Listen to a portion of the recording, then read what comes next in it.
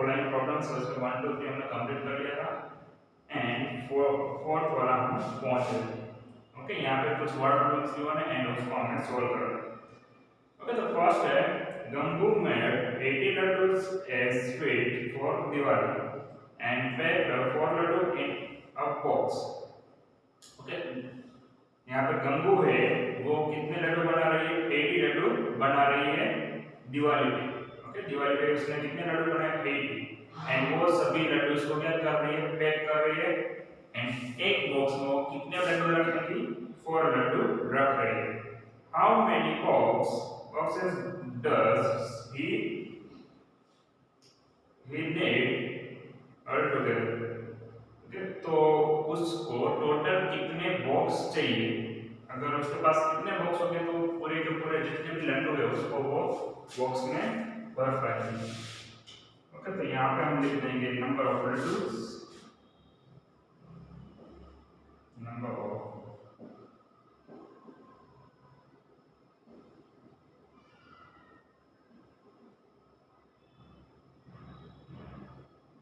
And यहाँ पे लिख दो boxes, number of.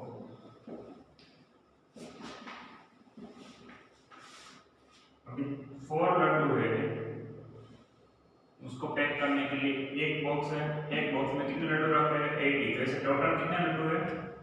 80 Laddu. Okay, 4 box pack करने के लिए वन बॉक्स है, तो 80 लड्डू पैक करने के लिए कितने बॉक्स चाहिए? ओके, क्रॉस मल्टीप्लाई करेंगे, यानी कि किसका होगा मल्टीप्लाई? 80 into 1 डिवाइड बाय 4, यानी कि 4 से हमें ये 80 को डिवाइड करना पड़ेगा। ओके, तो सिंपली 80 आएगा अंदर, 4 आ जाएगा बाहर। 4 2 का क्या हो जाएगा?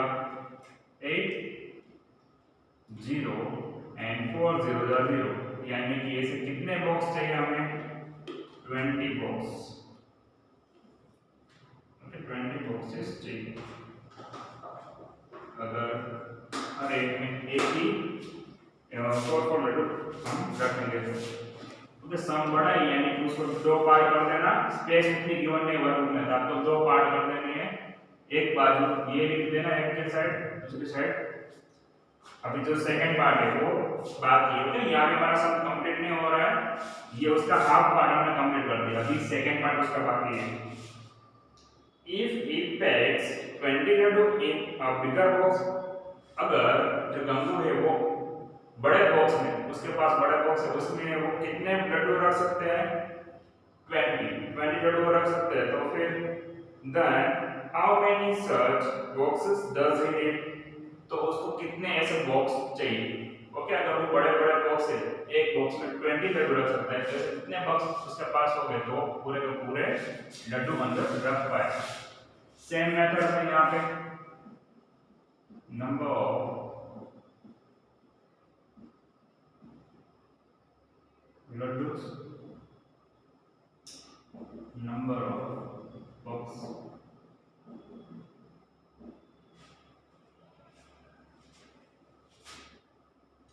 ट्वेंटी लड्डू एक बॉक्स में आ रहा है, तो 80 लड्डू के लिए कितने बॉक्स चाहिए? ओके, 80 into 1 डिवाइड बाय 20, यानी कि 20 का टेबल आपको सिंपली बोलना है। 20 के टेबल में 80 कब आता है? तो 20 4 जा 80। ओके, आई थिंक ये टेबल तो सभी को आता होगा। 20 यानी कि 2 का टेबल आता है, जैसे पीछे 0 रखा था कुछ, तो 20 4 जा 80, यानी कि ऐसे कितने बॉक्स चाहिए उसको? 4। तो आंसर यहाँ पे हो जाएगा 4 बॉक्सेस। यहाँ पे हमारा जो फोर्थ है, फोर्थ सम, वो हो रहा है कंप्लीट। ओके, आपको भी वैसे ही करना है, 2 पार्ट कर देना, बीच में से एक साइड इसका लिखना, दूसरी साइड दूसरा। फिर अभी नेक्स्ट है फिफ्थ में आपको guide Neema bought 15 story books to her class। Okay, Neema ने अपने क्लास के लिए 15 स्टोरी बुक खरीदी है। If there are 45 students present in the class, then how many children will need the share one book? Okay अभी class में 45 student present है, तो हर एक स्टूडेंट जो एक बुक है वो कितने स्टूडेंट को शेयर करनी पड़ेगी। ओके यानी कि अभी एक बुक है तो कितने स्टूडेंट उस बुक में से रीड करेंगे, वैसा हमें पूछा। तो यहाँ पे लिख देंगे बुक्स एंड यहाँ पे स्टूडेंट। प्रॉपर लिखना है तो आप लिख सकते हो जैसे आगे लिखा है ना वैसे, number of books is equal to number of student. Okay total books कितनी है 15 है, उसका सामने टोटल स्टूडेंट कितने हैं 45, तो एक बुक के पीछे कितने स्टूडेंट होंगे। ओके एक बुक कितने स्टूडेंट को शेयर करनी पड़ेगी। सिंपली क्रॉस मल्टीप्लाई करेंगे तो ये ऐसा होगा 1 * 45 डिवाइड बाय 15, यानी कि 15 के साथ 45 को डिवाइड करना पड़ेगा। सिंपल है, अगर आपको 15 का टेबल आता है तो आप इजीली कर पाते हो। ओके इजीली आपने सॉल्व भी कर लिया होगा। 15 थ्रीजा क्या होता है 45, बस ये हो जाएगा कंप्लीट 0 0, यानी कि एक स्टूडेंट को कितने एक बुक कितने स्टूडेंट को शेयर करनी पड़ेगी 3 स्टूडेंट।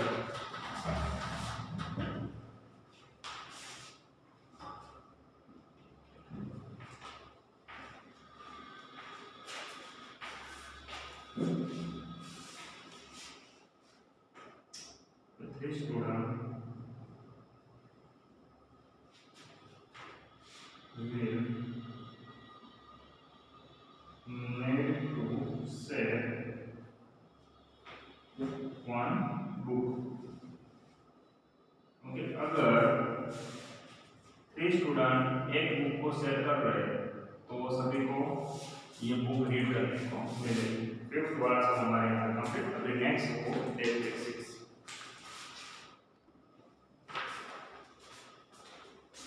क्वेश्चन नंबर 11 का 6 सम है।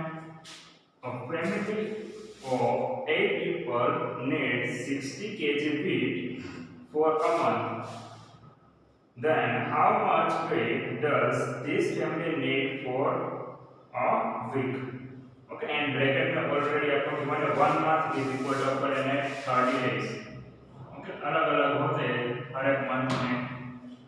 कोई 30 डे का होता है, कोई 28 डे का होता है। ओके जैसे कि फरवरी है तो उसमें 28 29 डे का भी होता है, जनवरी है तो 31 डे। यहाँ पे आपको पर्टिकुलरली गिवन है 30 डेज है। अभी यहाँ पे आपको कहा गया है कि एक फैमिली है जो 1 मंथ में उनको कितने केजी व्हीट चाहिए 60 केजी व्हीट चाहिए पर मंथ, यानी कि एक ही मंथ में 60 केजी चाहिए। तो then how much wheat does this family need for a week? तो जो ये फैमिली है उनको एक वीक में कितने वीट की जरूरत पड़ेगी, वैसा हमें पूछा हुआ है। तो कंपेयर करेंगे। अभी आपको ये पता होना चाहिए कि 1 वीक में कितने डेज होते हैं। यहाँ पे गिवन नहीं है तो आप लिख सकते हो 1 week is equal to 7 days होते हैं। ओके आई थिंक ये तो सभी को पता होगा कि 1 वीक में कितने डेज होते हैं 7 डेज। तो हमें उसी तरह से करना पड़ेगा कंपेयर। यहाँ पे लिखेंगे डेज, यहाँ पे week.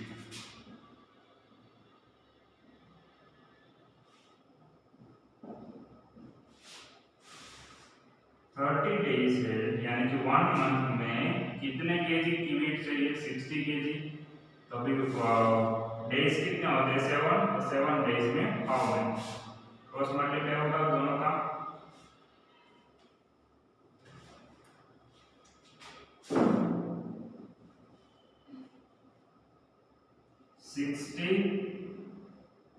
into 7 divided by 30। Okay तो सिंपली यहाँ पे क्या आंसर मिलेगा आपको। डायरेक्ट काट हो रहा है कट कर सकते हो, समझ में आए तो कर दो, अदरवाइज मल्टीप्लाई कर दो इन दोनों का। तो ये हो जाएगा 420 डिवाइड बाय 30।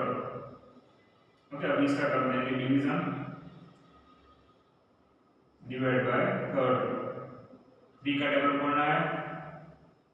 ओके 30 है तो 3 में फिर से 0 लगाना है। 30 बन जा 30। ओके 30 टू होता है 60 जो इससे बड़ा हो जाएगा।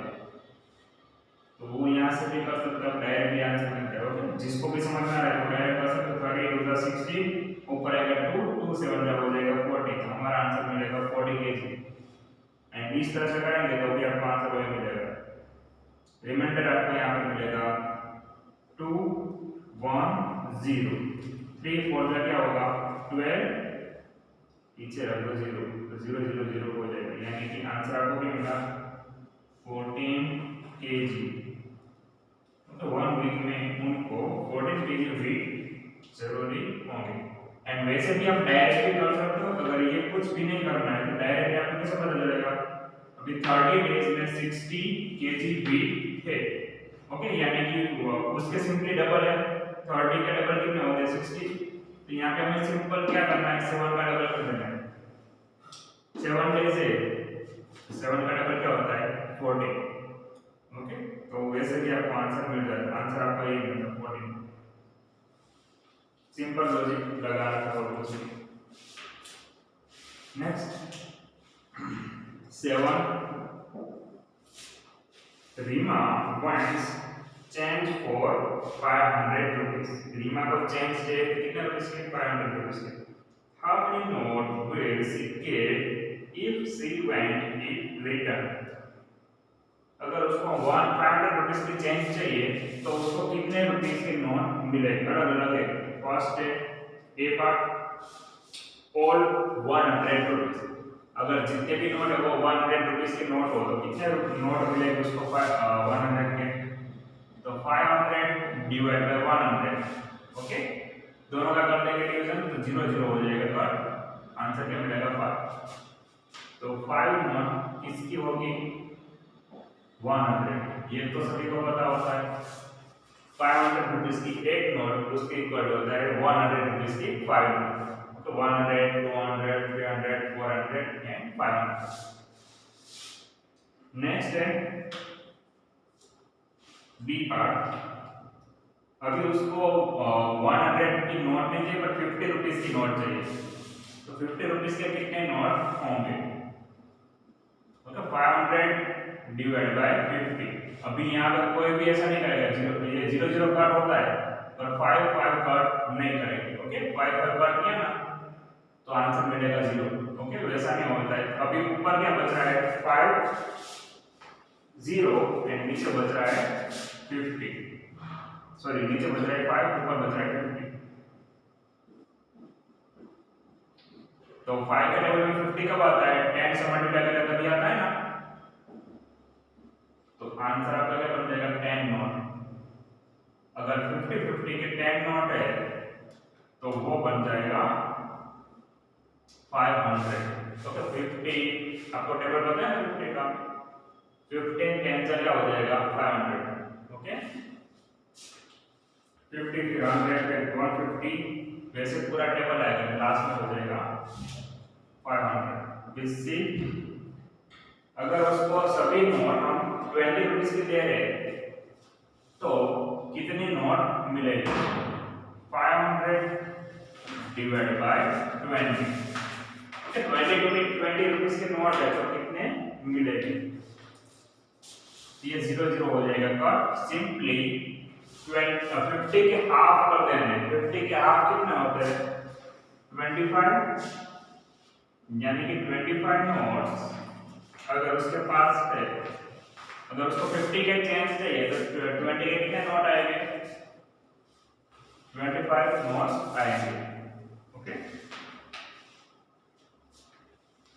डी। ओके यहाँ पे सिर्फ हाफ किया है। 50 का हाफ क्या होता है 25। ओके तो उस तरह से कर सकते हो या फिर जिसको भी समझ में आए तो ये उसके लिए इजी मेथड है डिवाइड कर दो। ओके 20 2 जा क्या होगा 40 एंड 20 3 जा होता है 60 जो इससे बड़ा है तो 20 2 जा 40। यहाँ पे ये हो जाएगा 10 ऊपर से आएगा 0 एंड 25 जा हो जाएगा 100। फिर डिवाइड करके भी आप कर सकते हो पर ये डायरेक्टली हो रहा है तो डायरेक्ट कर दो उसको। वैसे ही अभी नेक्स्ट है ऑल 5 रुपीस नोट। ओके, अगर उसको सभी 5 रुपीस के ही नोट चाहिए तो कितने नोट मिलेंगे उसको? तो 500 डिवाइडेड बाय 5, यानी कि वो कितने नोट होंगे? 100 नोट्स होंगे। ओके, सिंपली इसको डिवाइड करेंगे, 5 वन जा 5 एंड पीछे आ जाएगा 0, यानी कि 100 नोट अगर 5 5 की है तो वो बन जाएगा 500। ओके, यहाँ पे 7 सम हमारा होता है complete. Next 8, if 72 tomatoes are distributed equally in 3 baskets, then how many tomatoes will there be in each basket? Okay, अब 72 टोटल टमाटोज है, उसको हमें क्या करना है? तीनों बास्केट में डिस्ट्रीब्यूट करना है। एंड कैसे करना है? इक्वली करना है, यानी कि अगर आप 10 टमाटोज फर्स्ट बास्केट में रख रहे हैं तो 10 आपको सेकंड में भी रखना है एंड थर्ड में भी उतना ही रखना है, पर जो टोटल 72 है वो सभी में डिस्ट्रीब्यूट हो जाने चाहिए। तो जब भी ऐसा सम है तो आपको सिंपली करना क्या है? उसको जितने भी बास्केट गिवन है उससे डिवाइड कर दो। तो 3 बास्केट गिवन है तो 72 को डिवाइड करेंगे हम 3 से। तो 72 डिवाइड बाय 3 का टेबल सभी को आता है, 3 2 जा हो जाएगा 6 एंड 3 3 जा 9। जो 9 क्या है? इससे बड़ा है, तो 3 2 जा 6 से भाग चलाएंगे हम, रिमाइंडर मिलेगा 1, ऊपर से आएगा 2, 3 4 जा 12, यानी कि हम एक बास्केट में कितने रखेंगे? 24। एक बास्केट में 24 रखे, दूसरे में भी 24 एंड थर्ड में भी 24। अगर आप सभी का सम करेंगे तो आपको क्या मिल जाएगा? 72। ओके, तो आंसर आपको इसमें लिख देना है 24 टमाटोज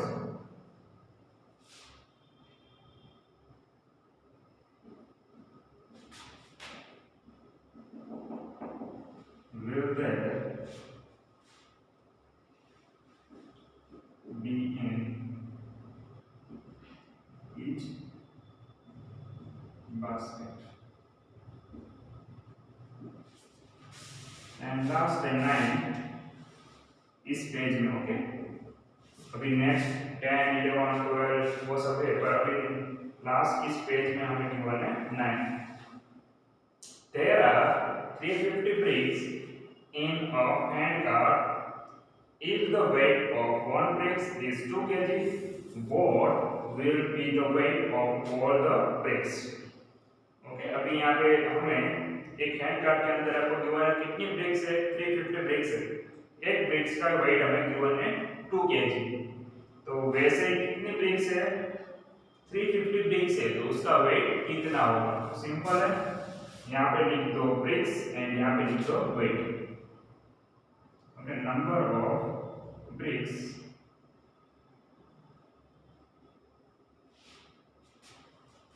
एंड यहाँ पे लिख देते हैं वेट।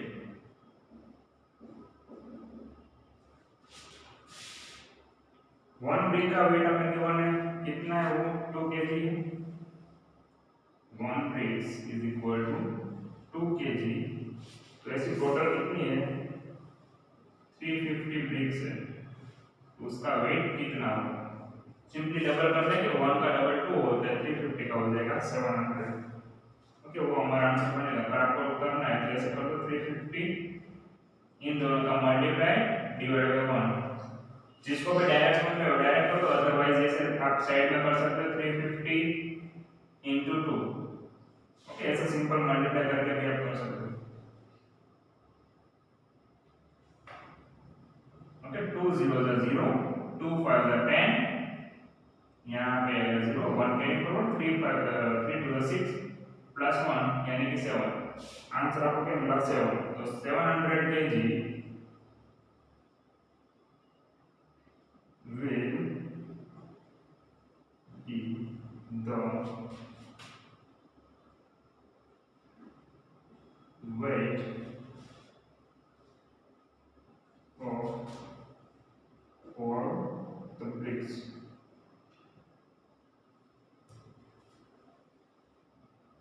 यहाँ पे 9 तक के सम हमारा होगा कंप्लीट। बाकी के तो सम वो नेक्स्ट लेक्चर में देखेंगे।